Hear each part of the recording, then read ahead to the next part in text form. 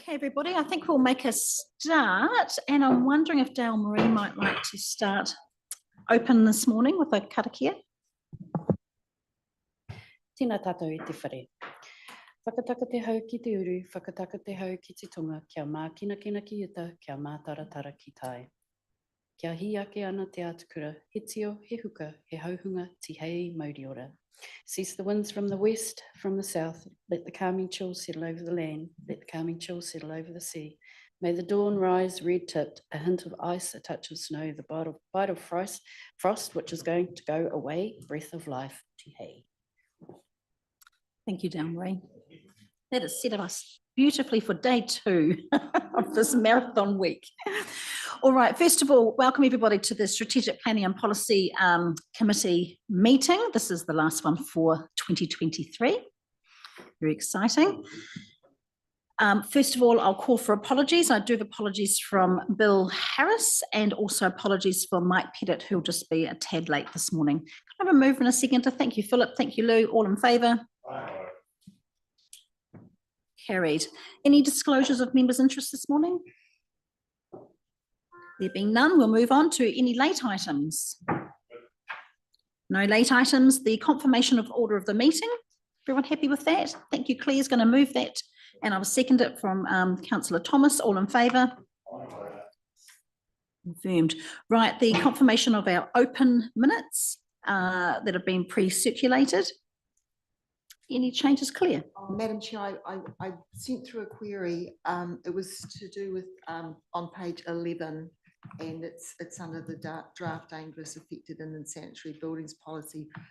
Right at the top paragraph, this is a question I raised, sought clarification on why unsanitary buildings have been taken out of the policy. It wasn't that, and I did send this through to governance. It was that it had the insanitary was removed from the definition of an affected building.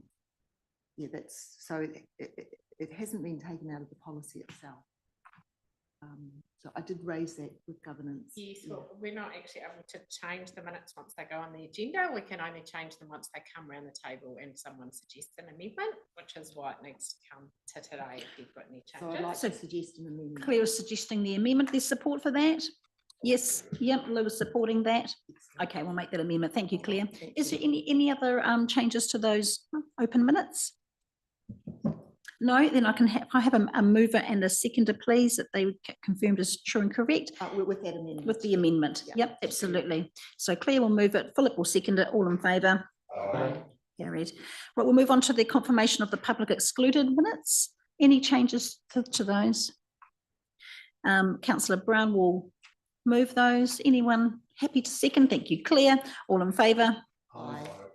All done. It's carried. Thank you, everybody. Okay, moving on to our first item for the day is our long-term plan work program.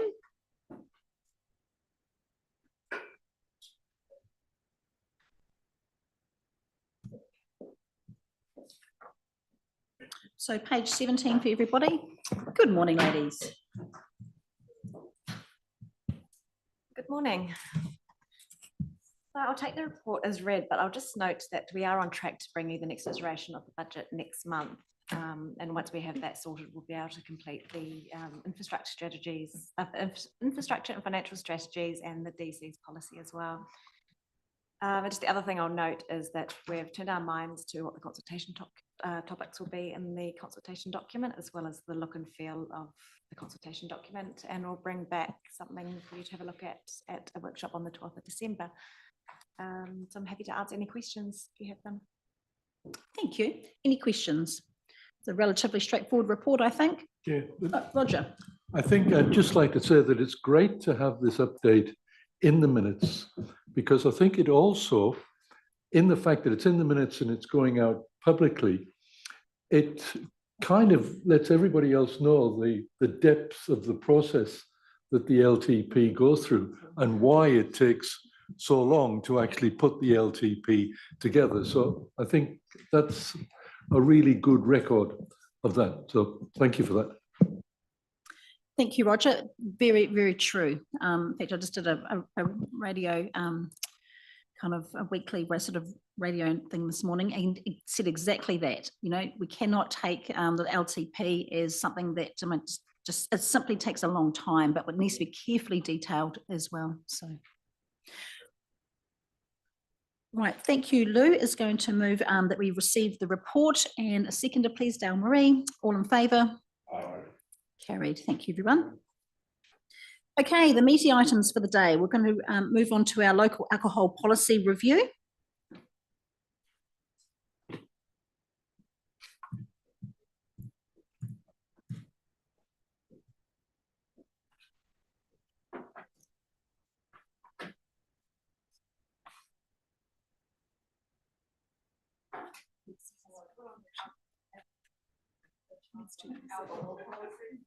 I think it's green. Is it green? Right. Good morning, Mika. Good morning, Carl. So I take the report as read, but just a couple of summaries. So we have done a couple of workshops on this. So just to clarify, with the local alcohol policy, it's not a compulsory policy. So those workshops were there just to clarify what it actually entails and if this is something that you are interested in keeping. And so we've taken the direction from those workshops. And this is the official start, basically, of the review process. So it's quite simple. It's just confirming that, yes, we would like to continue with this process. Any questions? Marcus. Yes, I'm the Deputy Chair of the Liquor Licensing Committee, and the LAP has been really important for us in shaping what we can do with alcohol, where it can go. And I think Carl will probably agree that it's been really awesome that we've had one in Waipa, because there's been many struggles in Hamilton City because they don't have one. So it's really important. The only other thing I'd like to say about it is that it would be quite good if Tegan and Sarah from our liquor licensing committees could have a look at the policy, or like have a workshop with it, because we're the ones that use the LAP quite a lot. And so just making sure that the rules that we're proposing to change or what needs to be changed can be integrated in there. Yeah, so it's very much still the start of the process. So all of that is still coming. Yeah, you're right. It is just the start of the process. However, Lou. Thank you, through you, Madam Chair. I just wanted to raise the issue of we're having an on licence next to a public park. We've got rugby clubs in this country and facilities that have existed for quite some time there and operated effectively. And we need to have some sort of concession there with having it next to a public park. So I just wanted to raise that issue with, not just in Taumata, but also, right throughout Crongia and etc. So it is an issue that should be considered, whether we want to put that in the LAP or not, or a concession for that. I don't know about putting it in that. Oh, sorry.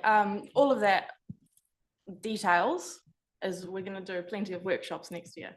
So yeah. for today, it's basically just, yep, we want to keep it and we want to formally start the review process. But all that nitty gritty, next year's all about that. Absolutely, because I think you do need to, with your workshops, rather than just going, consult with the people that are actually operating those sort of entities, particularly on the bar licensing issues, because it's difficult enough today to operate effectively in the current climate we work with. And yeah, I just need that. I think you need to really consider that. Gosh. Look, it was just something I had picked up in the report as well. I think we have workshopped this already, and it just felt like the direction was potentially going there. And I look at page 117. So I guess I'm just sort of I think we'd provided quite a bit of direction already that we want to be really careful about being too restrictive on licenses, especially in public parks and things like that. So look, it is a discussion for next year. There's a lot of public consultation, a lot of more workshopping to be done. But I guess I learned a little lesson with the dog policy, and that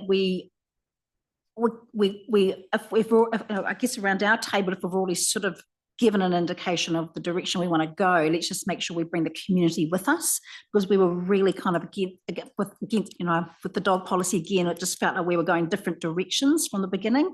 And there was a real mix up, I think, with what we went out with our consultation. I just want to make sure that what we go out with our consultation is already reflective of our comments around the previous workshop. So that's probably all I wanted to say at this point. Claire and then Philip. Thanks, Liz. You sort of, triggered off some memories there about our workshop discussions, because there was really robust discussion about the aspects of the policy that, you know, can have different controls on it. I just want to highlight that the legislation says that we should be taking account of the feedback that we get from the police, you know, the licence inspector and, you know, the district licensing committee and that kind of thing. And I want that also to be reflected in the consultation, because I do think that those comments that we've already got from those parties, you know, should be given a lot of weight when we go out to the community. Philip? Yeah, thanks, Madam Chair. Thanks for your report. Sorry if I've missed anything, but with this consultation, we're going to be doing a submission process and things?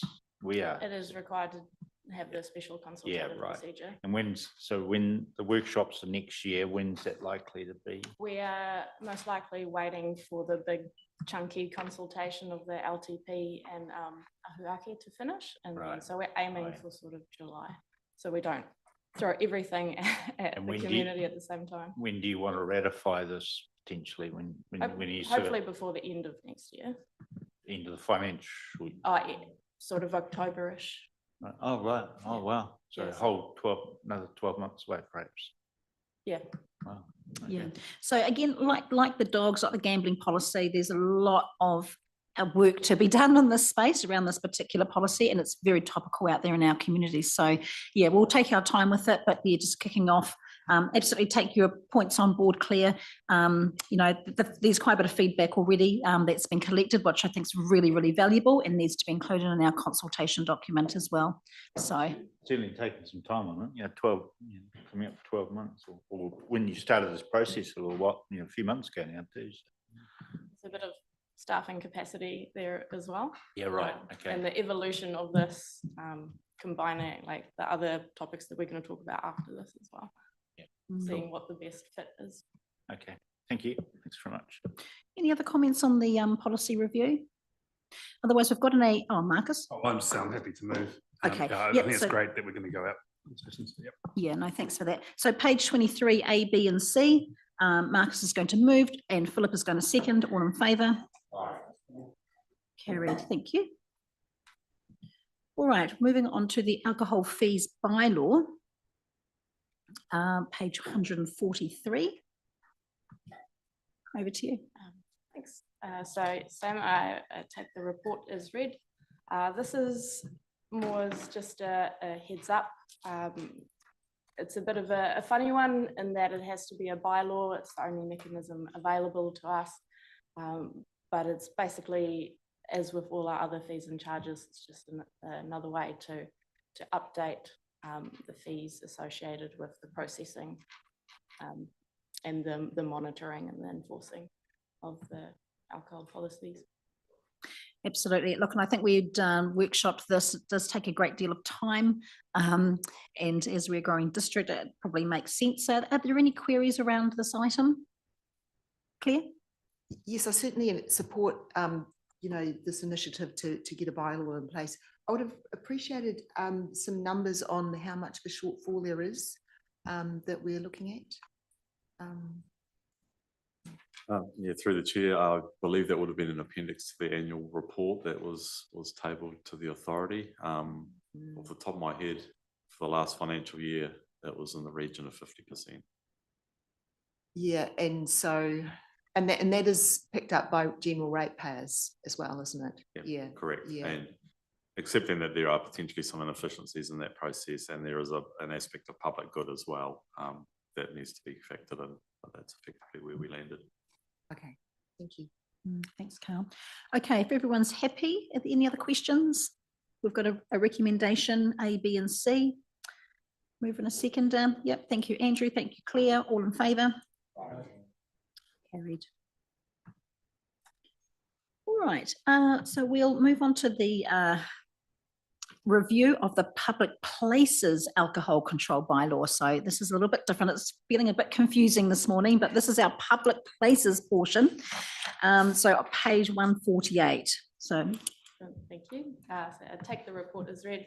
Yeah, this is the final part of our alcohol triad. So this again is a bylaw that we currently have, has been in place for quite some time, and it's due for its review in 2025. But we thought, seeing as going out to the community anyway, talking about alcohol, it makes sense to do it all at the same time. And so for this one, slightly different process. We are again at the very start of the process where we have to identify basically any existing issues and why a bylaw would be an appropriate mechanism to address those issues. So the next steps would be seeing what the bylaw actually looks like, and yeah, if a further analysis of the Human Rights Act. But for now, it's just, do we want to keep the bylaw?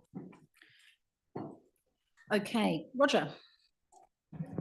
Yeah, thank you for that. And I think it's logical that it should be reviewed. It's a bylaw that we currently have. And I think considering the other two that we've just mentioned, it does seem logical to me that we review this at the same time so that we've got a complete raft of legislations and bylaws in place for the management of alcohol. Yep. I'd like to move that way as well if, yeah. Thank you, Roger.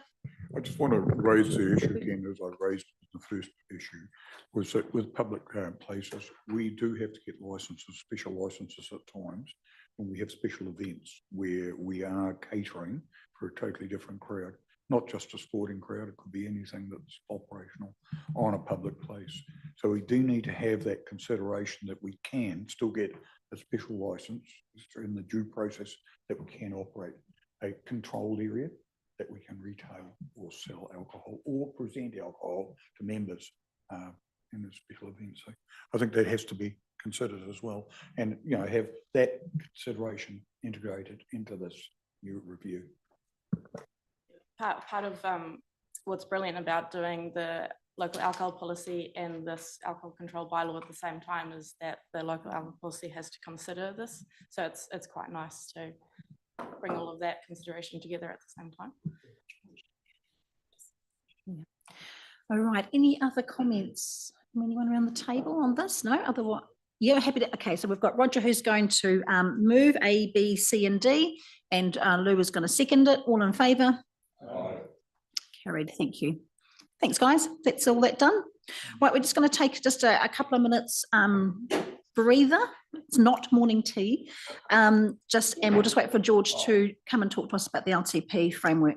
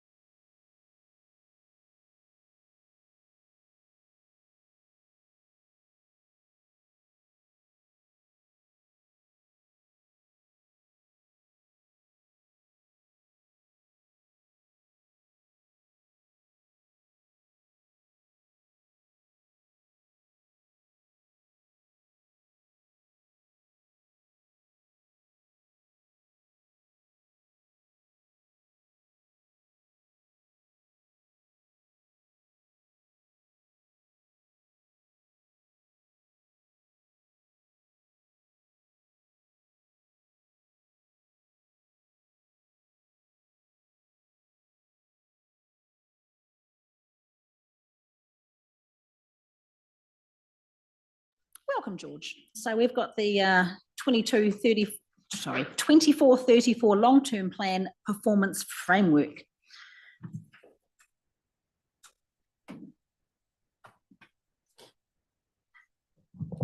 Kia ora. Sorry, I'm just finding the documentation that took me a bit by surprise. Right, so obviously we had an open workshop where we discussed the draft framework some weeks ago. And so the report incorporates that feedback. So there's 2 appendices. One is around the community outcomes and strategic priorities, and the second is a level of service measures. And the 3rd appendix goes through the feedback received at the meeting and post the meeting, and gives a response to each of those, a management response. And those changes have been incorporated into the framework. So I'm happy to take any questions. Brilliant. Okay, no, thanks for that. Looked like a very good report, except of the there were some track changes as well, which I think yeah, really good to have those there. So appreciate that. Any questions? Claire. Yeah, thanks. Thanks, George. It is shaping up really nicely. The only question I'm going to ask is about the transportation KPIs or measures. About what I'm worried about is that I mean, I certainly support the measures to keep a track on the fatal and serious injuries, and it's a per capita or per vehicle kilometres measure. Yeah, that's great. I just want it to be for local roads. So, and also those fatalities that are actually linked to the quality of the local roads, because we do actually get a lot of accidents that have nothing to do with the road itself. You know, it might be drug use, it might be a medical incident or something. You know, why should we be agonizing over trends that we're seeing or reporting in a transportation KPI when it's actually got nothing to do with the actual safety or the quality of the road itself? So your question, sorry, just so that I'm clear, Councillor St Pierre, your question is regards to measure 1 and 2. So we've changed it to per capita, but you're wanting to refine it to be just local roads. But that where the fatality or the injury was caused by the quality of the local road. Yeah, okay. Thank you. So unfortunately, because this has been brought forward, Neil hasn't managed to get here in time. Yeah. So I'll need to take that feedback back to him and the activity manager to understand if that's feasible or not. Yeah, yeah. I mean, we do get quite a bit of data, don't we, from the police when an accident is reported? Yeah, yeah. So I'm hoping it will be possible, but I guess there might be some instances where the cause of the accident may be unclear at the time that you get the reporting. But if you could look into it, I just feel that I actually think that our roads are pretty safe, and it's often like driver fatigue or drug use or something. And really, for us to be using that as a measure of our performance and looking after our roads, there is a bit of a mismatch, really. Yeah.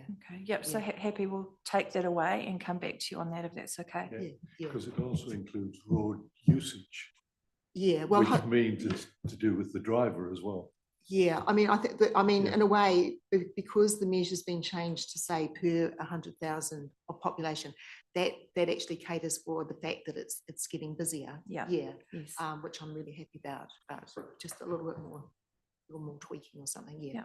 Okay. Thank you. Look, that sounds fine. We're only approving the draft performance framework today for the inclusion in the LTP. So I think we can probably still leave the recommendations as they are, and then we can, just see what amendments can be made. Lou, did you have something you wanted to say? Yeah, I just wanted to mention something, George, in the fact that we talk about responding to climate change. Having worked in civil defence, we are seeing quite radically around the country at the moment, the recovery side of it is actually very, very poor. There's very little planning and very little facilities or resources to implement any recoveries. And I just see it says here to score in an emergency response or an evaluation exercise. I would rather see, to provide something a little bit more positive than that. you know, that we need to actually possibly set aside something to recover, you know, for the recovery side. If we have a major flood, a major earthquake or something, it's the recovery side that is becoming the major problem for us all. And we only have to go to Hawke's Bay, and I was there recently, and see the result at the moment. There's massive amounts of, you know, recovery that's just underfunded and not in there. So, and that is part of your climate change. I just wondered whether we do that. Yeah, so what we've selected there are some measures that are readily available to us and that are feasible. So again, I would need to go away and have a conversation with the likes of Sally and Dave to understand if there is something feasible we can put in that area. Yeah. Thanks, George. Dale Marie. I just want to let Lou know, I just met with the lady that's engaging with the 22 marae around our resilience measures in civil defence, Kathy, and I think she's doing a sterling job out there right now. I thought, whoa, I like her. I love Kathy, actually. She's very impressive. Just saying. Okay, so we'll take that feedback on board as well. Okay. Are there any other queries, questions? Okay, we've got a recommendation, page 176, A and B, to approve the draft framework. Move in a second. Dale Marie's going to move that. Claire's going to second that. All in favour? Carried. Thanks. Alrighty, we're going to move on to our appointment of a Sustainability and Climate Change Subcommittee, which is, of course, a new subcommittee for us. Now, I'm going to kick the ball off. I think the recommendations are pretty straightforward. I'll hand over to Kirsty, and then Kirsty, you start it, and then we'll work through the options. So Morena koutou, I'd like to take the report as read, but just highlight that this comes about following the KPMG internal audit into the climate change governance functions within the organisation, and you're well familiar with the approval of the Climate Change Governance Improvement Programme Plan. So this is really giving effect to this. We've established a cross-organisational working group of staff, and this is the next step. We have secured the appointment of a senior climate advisor that's been confirmed this week. That person will be joining us in the middle of January, and they will be driving this program of work. So it's absolutely critical now that we have elected members established as a subcommittee to be able to work with that person. Thank you. Thank you, Kirsty. Okay, so this, of course, is part of our ongoing journey to address climate change. So look, first of all, I thought I might just start with calling for nominations for the chair, because I think that's probably a good place for us to start. I was going to nominate Councillor Mike Montgomery, which makes sense as Deputy Chair of SPMP, because this is going to be a committee that reports to this SPMP committee anyway. Excellent. I was going to ask Monty whether he was happy with that. But it's been seconded so far. Does he have any choice? Together, or are you going to do individual appointments? Well, yeah, I was going to say, just hold on 2 seconds, Roger, because we'll just appoint the rest of the committee members as well, and then we'll do a mover and a seconder for everything.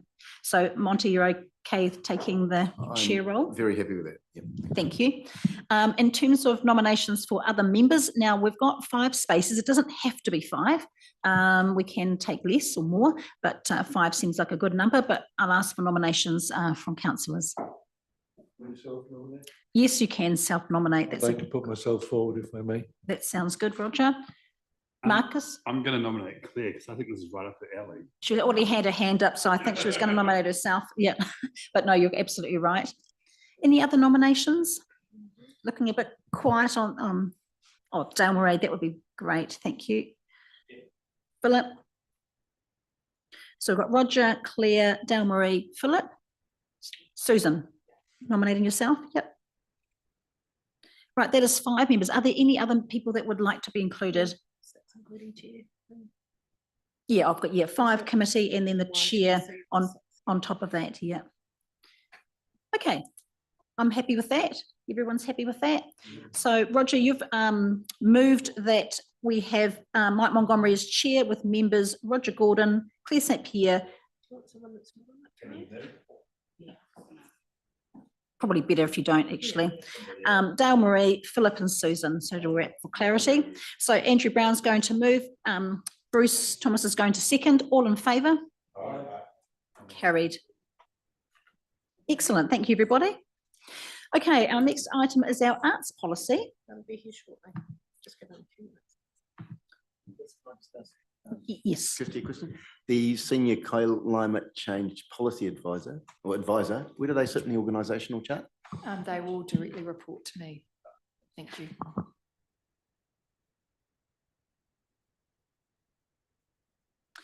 All righty. The policy, the public plant acquisition.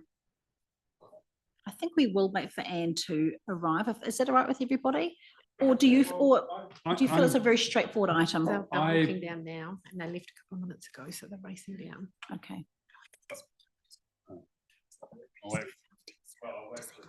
Thank you. Marcus. I watched this on the community board meeting the other night and heard their views, but I'm really happy with the recommendations and the works and stuff. So. Clear. I'm not entirely happy. Okay. I'm We should wait. Okay, and that's kind of what I wanted to know. What we will do is we will wait for the item to be introduced. Anne is on her way, so let's just take a 5-minute breather, everybody, and we will resume once we have the staff member here to fully explain the item. Thanks.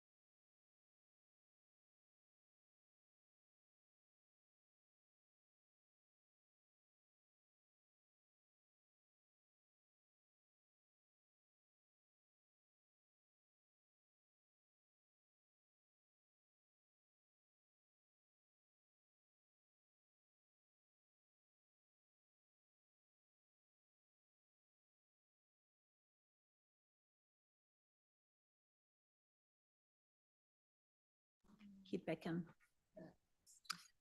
Okay, welcome, Gina and Anne. Lovely to have you here. So we're just on the arts policy, the public art acquisition for Centennial Park. So I'll hand over to you. Thank you. Thanks, Gina. Kia ora koutou. The purpose of this report is to provide information regarding a proposal for a public art installation at the Tiamutu's Centennial Park Skate Park in accordance with Waipā District Council's art policy. So the skate park facility was opened in September 2022, and the proposal is to paint 8 murals on walls of various skate park features located within the park. We took a report to the Tiamutu and Kihikihi Community Board last week on the 23rd, and we received some minor subjective feedback on the proposal from that committee. They did, however, query the timing of the painting of the murals, which is scheduled for January next year. However, Gina has worked with our health and safety advisor on a plan to ensure the safety of park participants during that time. Only small areas of the park will be closed off at any one time, and it also gives an opportunity for our skate park users to interact with our artists, and it coincides with the time that our artists are available. So Gina and I are more than happy to answer any questions should you have them. Thank you, Anne. Okay, Claire, you start. Yeah, thanks, Anne and Gina. Yeah, look, I am thrilled with the proposal. Yeah, and very happy with 7 of the murals. So the one that I have wanted to talk about more was on page 259, or the first one, which is this one, the red background one. So this is a different style to all of the other murals in that it's got a really intense background that's a uniform colour and it's red. The other problem that I have with it is that this is the one that drivers will see as they drive past the skate park on the way to Pirongia. It's really the most visible one. And that intense red block colour, I think, is going to distract drivers, but also it doesn't fit in with the other murals. I don't have a problem with the shape of the like the tools that are for gardening and things like that. It's the fact that there isn't that variation in that red, to soften it, or to be honest, I'd prefer a colour that wasn't so confrontational, that's so visible. Like if one of the other murals was in that place, particularly, I think there's one with greens or even the browns, but it's, yeah, like there's that green one and also this brown one, that they don't sort of clash with the natural colours so much. It's the red, and also if more variation could be got into that red background, I think it would fit in better. Yeah. Yeah, I can just respond to that just with regards to the colour. That feedback did come back when it was looked at, and I have gone back to artists and they're absolutely prepared to change that background colour. There was definitely the red was seen as probably not appropriate for that space. So they have definitely know that and have said that they can change that colour. Oh, that's yeah. great. Yeah, cool. Thank you, Gina. That's awesome. Dale Marie. Cool. You just answered how I was just going to ask, is as someone who has a deep connection with art and especially murals, because I've been behind murals down in Wellington. So I was just going to ask, is there an opportunity we can go and talk to the artists? Because I think also one thing we need to acknowledge is when photographs like this have that implementation of what could look like something, it will never look like that. And a artwork that is put on as an example for us like that, doesn't give the artwork justice. So I can understand where the red is going and how the red earth background within that art piece would have come from. But yeah, the opportunity to have a talk with the artists, I think it would solve that really easily, to tone that red a bit. Yeah, absolutely have done that, and they're more than happy to change that. And look, that sounds like that's Yeah, that's going to alleviate any, oh, do you want to? Oh, perfect. No, so Dale Marie will move the recommendations on page 236, A and B. So Dale Marie will move. Can I have a seconder, please? Andrew Brown, all in favour? Carried. Okay, everyone, I think that brings our council meeting to an end this morning. What we'll do now is we'll break till 10 o'clock and we